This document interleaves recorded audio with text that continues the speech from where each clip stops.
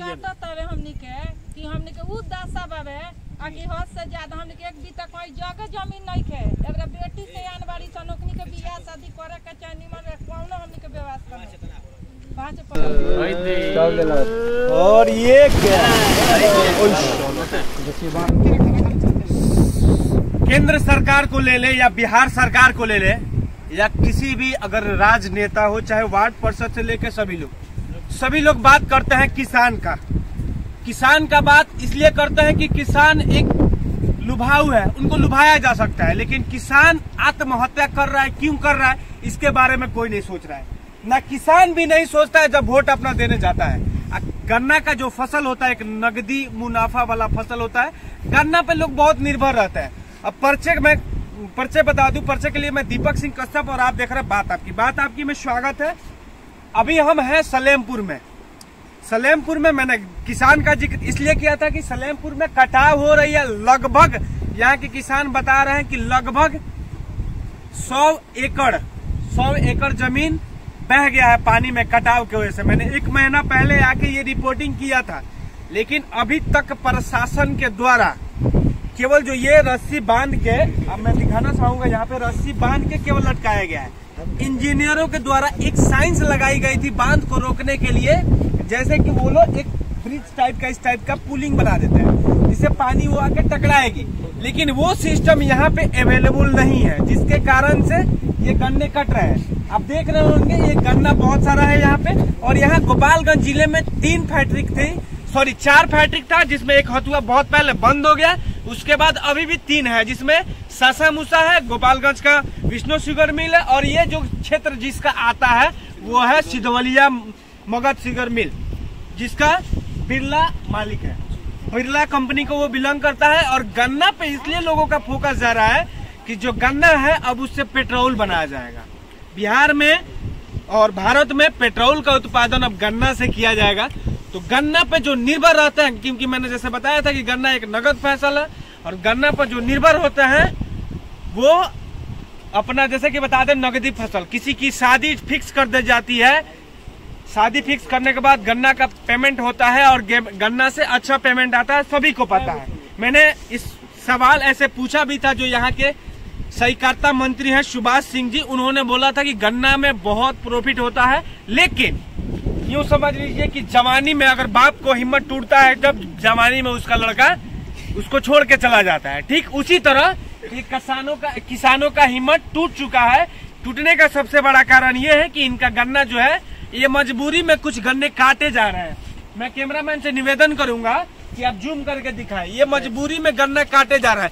क्यों काट रहे हैं? क्योंकि ये सीजन ऑफ है, अभी सीजन भी नहीं है कि ये गन्ना जो होता है, अभी गन्ना भी का सीजन नहीं है। जब गन्ना का सीजन होता है नवंबर से लेके, काटने का सीजन नवंबर से लेके मार्च तक, लेकिन अभी मजबूरी में लोग काट रहे हैं इस गन्ना को। इसलिए काट रहे हैं कि ये पानी के बहाव में बह जा रहा है। और सबसे दुर्भाग्य बात ये है कि हम जो ये किसान है इनको भी मैं कोसूंगा, मैं इनको भी नहीं छोड़ने वाला हूँ, क्योंकि ये जब चुनाव आता है तो देखते हैं कि सबसे ज्यादा घूमा कौन है और सबसे ज्यादा पैसा कौन खर्च किया। ये नहीं सोचते हैं कि हमने अपना वोट कितने में बेचा, जो हमारा प्रतिनिधित्व करता है वो कैसा है, जो हमारा मुख्यमंत्री है वो कैसा है, इसके बारे में कोई नहीं सोचता है।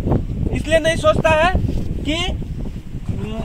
सोचता है उसका भरपाई ये खुद कर रहे हैं। इसलिए कर रहे हैं क्योंकि उनका जो सिस्टम है, आपदा के नाम पे लूटने का जो काम किया जाता है अधिकारियों द्वारा और यहाँ के नेताओं के द्वारा, वो जारी रहा है। आप देख सकते हैं इसमें भुगतना किसको पड़ता है? आम आदमी को और किसान को। इसी के साथ मैं इस पे बहुत बोल सकता हूँ, लेकिन फिलहाल इतना ही, और आगे मैं लोगों से बात करूंगा जो लोग यहाँ प्रभावित हैं से, जिनका फसल कटा। आपका कितना फसल कटा? यहाँ पे तो सब लोग को मिलकर 100 से 150 एकड़ के यहाँ गन्ना के खेत बह गया। एकड़ का मैं जिक्र कर दूं, जो लोग नहीं जानते हो, 27 कट्ठा का 1 एकड़ कहते हैं। जो लोग नहीं जानते हैं मैं उनको लिए बता दूं, 27 कट्ठा का 1 एकड़, जिसमें बहुत सारे फसल नष्ट हो गए हैं, जैसे कि लमसम 100 एकड़ जमीन नष्ट हो गया। सबसे बड़ा रीजन ये है ना कि यहाँ के नेता लोग जिक्र करते हैं कि हम नदी को उस साइड मोड़ेंगे, लेकिन उल्टा क्या हो रहा है, उस साइड से इस साइड हो रहा है। जी बोलिए, तो आपका कितना नष्ट है? कम से कम मेरा 12-13 बीघा 12-13 एकड़ 12-13 बीघा या एकड़ नदी में कट कर दह गया। जैसे कि मैं बताया कि जो गन्ना का फसल होता है पूरे 1 साल का फसल होता है। 1 साल फसल करने के बाद यानी कि उसको लगाया मार्च में ही जाता है और काटा अंत मार्च में ही तक काटा जाता है, जो निर्धारित समय होता है। हालांकि 25 जनवरी से आप जो मोरहन का जो फसल होता है उसे आप काट सकते हैं।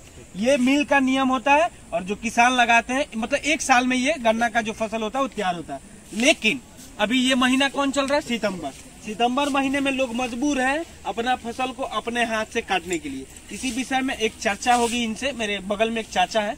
चाचा, आप अपना गन्ना क्यों काट रहे हैं? काट रहे हैं कि सर गंगा जी में गिर रहा है, क्योंकि गंगा जी काट रहे हैं, इसलिए आप खुद से काट रहे हैं। खुद से काटते हैं। अब बहुत गन्ना दरिया में गिर गया है सर, तो हम लोग क्या करते हैं कि गरीब आदमी है, कुछ लावना के बनबस में लागे हैं। अच्छा, लावना के लिए तो क्या आपके घर गैस वैस नहीं है क्या? गैस है तो सर गैस कितना चलेगा? गैस गरीब आदमी हम लोग है तो बराबर गैस, वो तो गैस 1025 रुपया हो गया, तो गरीब आदमी कहाँ से सर 1025 रुपया लाएगा तो गैस किनेगा, खाना बनाएगा? तो बहुत गन्ना तो दरिया में सर खत्म हो गया। किस बेस मतलब गन्ना लगाए थे? तो कोई काम सोच के लगाए थे? तो सोचा क्या सर कि लड़की के शादी करे के बाद, चाहे लड़का के शादी करे के बाद तो महाजन से कर्जा रुपया लेके करे, मुँह बच जाई तो सीधे मिल में जाई। गन्ना का जो फसल होला उसमें बहुत मेहनत करे, बहुत मेहनत सर। हमी के तो चाम खून आ भोजन पताई वो बेर हमी के निमन न लगेला, सब खेते में होला। आ ओकरा बाद में खाद पानी 7 गो 8 गो खाद पानी दहर 5 बोरा 6 बोरा यूरिया डाई पोटास सब दे के हमी के गन्ना के पल नहीं और सर कटाव के वजह से सब बर्बाद हो गई सर। या पर केहू के चाव नहीं खे कि हाँ कटाव हो रहा बा, तो गरीब के मुँह बची कि ना बची, गरीब कैसे रही कैसे ना रही देखल जाए सर। सब ही काट के ढेरी लगल बनी सर, सब हमी के पैसा नहीं हो सर वगैरह के सब बर्बाद हो गई सर जी। यहाँ से वहाँ तक भी काट कर ढेरी लगाया है, गंगा जी में कुछ कुछ दिया है। अब तो ये बेकार हो गया, कोई फायदा नहीं, कोई फायदा इसको कोई फायदा नहीं है गन्ना से, सब जलावन में काम आएगा। हालांकि जो केंद्र सरकार है गन्ना का रेट में थोड़ा सा 10 रुपया इनाफा की है, लेकिन यहाँ सलेमपुर में ये चीज लागू नहीं होगा क्योंकि वो सारी चीजें जो गन्ना है वो उनके नदी में बह गया है। अभी तक कोई आप देख सकते हैं पीछे बांस काट के ले जा रहा है। मात्र एक सोल्यूशन है जिससे गन्ना को मतलब कटाव को रोका जा रहा है। अभी तक आप समझ सकते हैं एक आम आदमी के लिए घर बनाना यानी पूरी उसकी जीवन की मेहनत की कमाई में से घर बनता है। उस घर में एक सुई से लेके सोना तक रखा जाता है, उस घर में अपनी पूरी पूंजीपति रखा जाता है, उस घर में एक बेटी की पूरी शादी का सामग्री रखा जाता है, उस घर में राशन पानी रखा जाता है, उस घर में सब कुछ रखा जाता है। यूँ समझ लीजिए आपके भी घर में होंगे नीतीश जी, आपके घर में तो बाथरूम में एसी लगे होंगे, आप बड़े आराम से बाथरूम करते होंगे एसी के साथ। लेकिन आम आदमी के घर में क्या स्थिति है आपको दिखा दूं तो सबसे पहले मैं ये दिखा दूं कि यहाँ जो बांध है ये बांध से मात्र 20 मीटर होगा, 20 मीटर होगा इनका घर।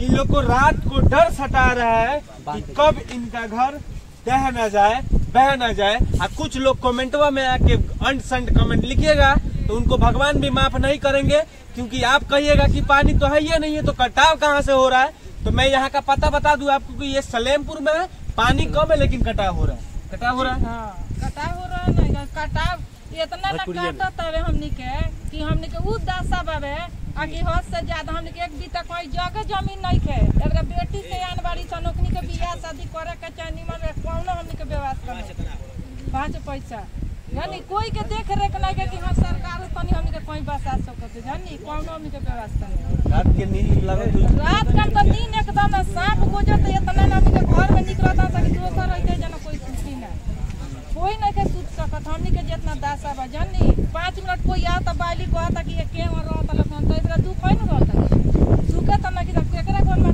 चल जाए। हां मजबूरी है हम लोगों को यहाँ रहना, आप तो नहीं रहिएगा। 1 मिनट जिस दिन आप इस घर में सो लीजिएगा ना, एक रात अगर सो लीजिएगा, माननीय पीएम मटेरियल जी 1 रात सो लीजिएगा, सीएम मटेरियल आजकल बताया जा रहा है उपेंद्र कुशवाहा जी वो दौरे पे निकले हैं पूरे बिहार का। एक दिन इस बस्ती में रह लीजिएगा ना, अगले दिन इन गरीबों को ठगना है, ठगने के नाम पे जो वोट लेते हैं वो वोट लेना कहना छोड़ दीजिएगा। एक बार जब पटना में बाढ़ आया था तो हाफ पैंट पे निकले थे माननीय उप मुख्यमंत्री सुशील कुमार मोदी। ये स्थिति एक दिन में आपका ये हाल था, जबकि आपके हर शहर में आपका घर होगा, लेकिन आम आदमी के लिए और गरीब आदमी के लिए एक घर बनाना पूरी लाइफ की बात होती है। मैं दीपक सिंह कश्यप और आप देख रहे थे बात आपकी। धन्यवाद।